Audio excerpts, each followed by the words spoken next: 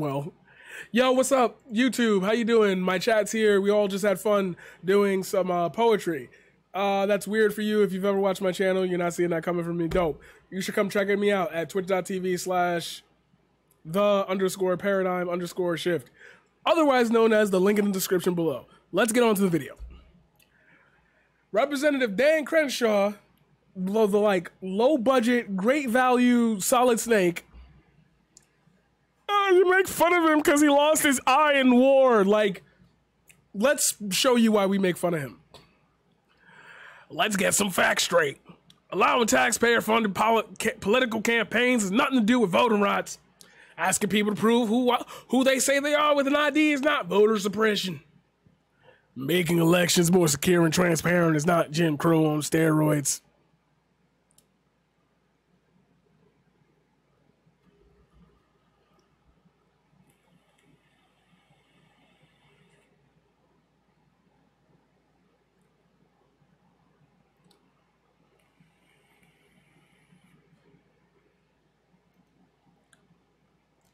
Oh, Dan Crenshaw likes to get facts straight about voting rights. So let's do it. A thread. Now, I'm going to read this thread. I'm sorry, but like there are people who watch people who literally just read Twitter tweets and then make comment on it. So this is going to be deeper than that. First of all, Dan Crenshaw represents Texas's 2nd district, part of which includes Harris County, some places over there, and some other parts. It's hard to explain because Crenshaw's district can only be accurately described as the white people near Houston. Look at this.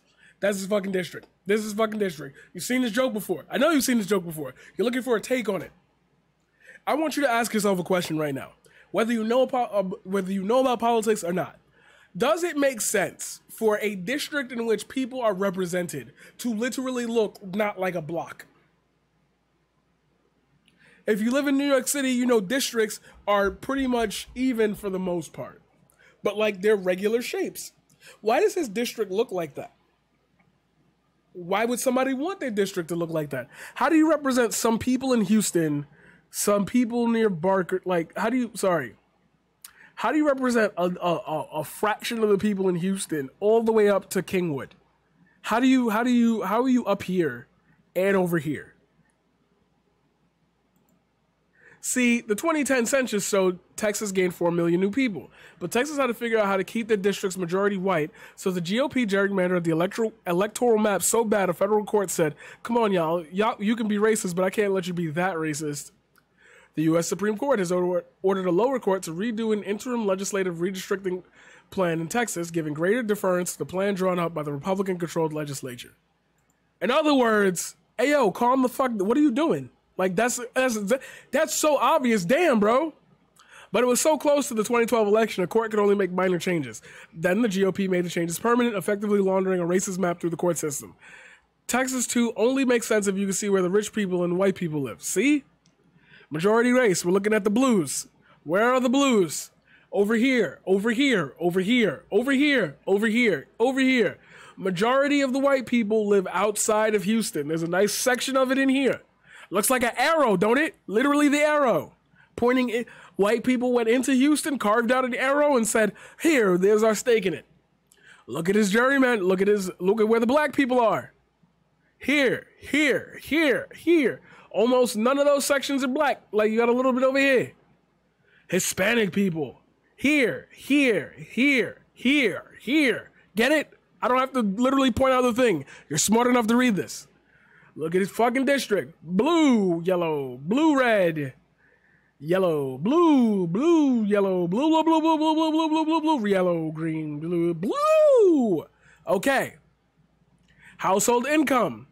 High, green. We're looking for greens and yellows. I see literally 1%ers. Greens, yellows. Oh, here's reds. Greens, yellows, 1%ers, green, yellows, little red, green, yellows, green, yellow, 1%.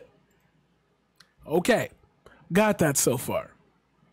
If you think that story's messed up, there are more things you should know. When they redrew those maps, the state of Texas didn't gain a single minority district.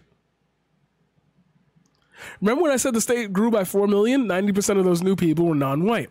If only there was a phrase to describe the GOP efforts to make sure white people stayed in position of supremacy. Nope, can't think of anything. Anyway, all of this happened before Fax Crenshaw was in office, so we can't blame him. Maybe he likes voting rights. Let's check. Just before the 2020 election, Crenshaw's district added drop-off locations for mail-in ballots, not drop boxes. These were places where registered voters could hand mail-in ballots to a person. At a courthouse, a GOP tried to throw out 127,000 votes. Again, this is in-person voting. Voters will still have to show ID. But Crenshaw didn't do this himself. He might prefer the regular mail-in ballot system with no ID because he likes facts. Let's see how he feels about voting by mail. Why wouldn't old Fax Rose want his constituents to vote? It's not like the white people have better access to voting, right? Meet Ahmed King. He lives in a black neighborhood with long lines. How is he supposed to vote? Easy, just go where the white people live. The radiology technician found 4 of the usual polling places and predominantly closed or clogged. He eventually drove 15 miles to vote in a white and Hispanic neighborhood under a new system that allows Harris County voters to cast their ballot at any polling location in the county. I first tried to vote at 1 p.m. and finally got done at 6:05. I've never had an experience like this. Mr. King had plenty of company. Long lines snaked out of Houston polling places with many waiting more than an hour and some for several hours in mostly minority Democratic neighborhoods. Lines in mostly white Republican neighborhoods were shorter. But let's move on. Let's move on. Well, let's see what old Fax Headroom was talking about. What do publicly funded campaigns have to do with voting rights? Let's be clear. SB1 doesn't give tax dollars to candidates. It lets you donate to a fund when you pay your taxes. Why is this needed? Well, because the candidate with the most money usually wins. Sometimes there are terrible candidates who only win because they have the most money. I wish there was a good example of a terrible candidate who spent millions of dollars to win. Yep, Dan Crenshaw had the 7th most expensive race in Congress in the country, and his opponent didn't even spend a bunch of money. Old Fax Barrel outspent his opponent 6-1. Raised $19 million, spent $17 million, and had $1.8 million in hand. Bro, I'm like this down here. Raised 15, spent 4, cash on hand, negative. I'm like down here, bro. Come on.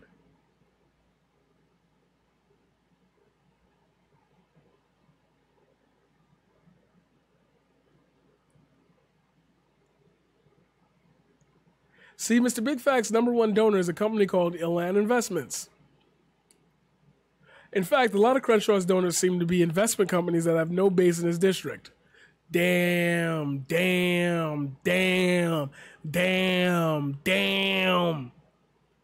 You guys getting it? Why this is so fucking horrible? But why are all these investment companies who have sites to say a bunch of words like synergy and asset management donating to Crenshaw? Well, Atlanta owns a bunch of real estate that doesn't appear to be in fact been in Robbins' district. Time for some more map shit. These new non-white Texans are everywhere. But where will the white people live? Welcome to gentrification. In the first map, the blue areas where the rich people are displacing poor people. And that's how you got the place where the white people live. See? What are we talking about with the arrow? With the arrow. What does that have to do with Atlanta Investments? Nothing, but Atlanta owns a property management firm called Adara, and guess where they're building a bunch of new property? Since Dan got an office where the white people live has been jumping.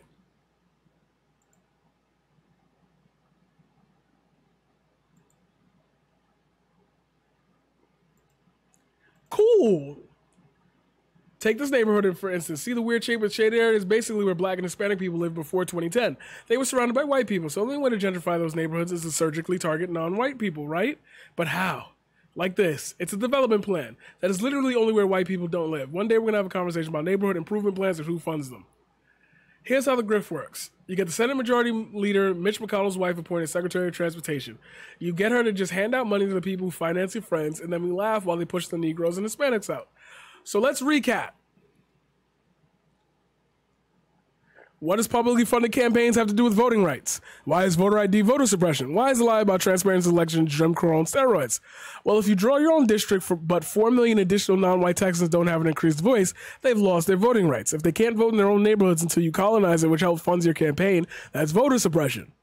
And if you gerrymander a district, kick out the black and Hispanic people, that's kind of like Jim Crow. But if that same Jim Crow poured millions into the pockets of companies that are displacing black and Hispanic residents, he'd do it quietly. Now imagine having all that blood and dirt and hate and white supremacy under your goddamn fingernails and feeling confident enough about it to gloat about it on the internet. It's almost as if you're fucking crazy, Jim Crow, as if you were on steroids or something. But I would never publicly accuse you of being a lying, cheating grifter who only cloaks himself in whiteness, a scruffy beard, and the raggedy coat of patriotism to make yourself look unimpeachable as you pilfer every penny you can while this man's spitting.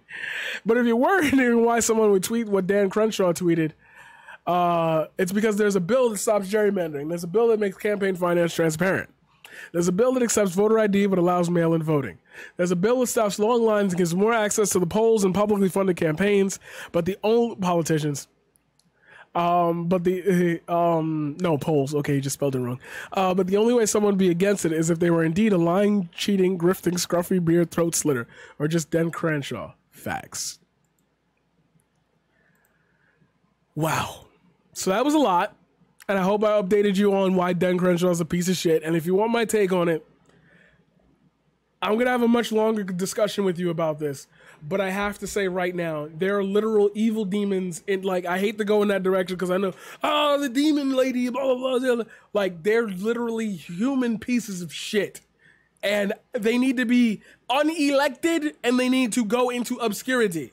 Because they are literally causing you remember how we used to talk about the downfall of Troy, the downfall of Rome? Like, there's the alarm again. I'm pressing it for the 3rd time this year. Hello, listen for a quick second. It's gonna get fucking bad. You have the power to stop this, but you have to stop fighting with the people who want to change it, or at least make it bearable.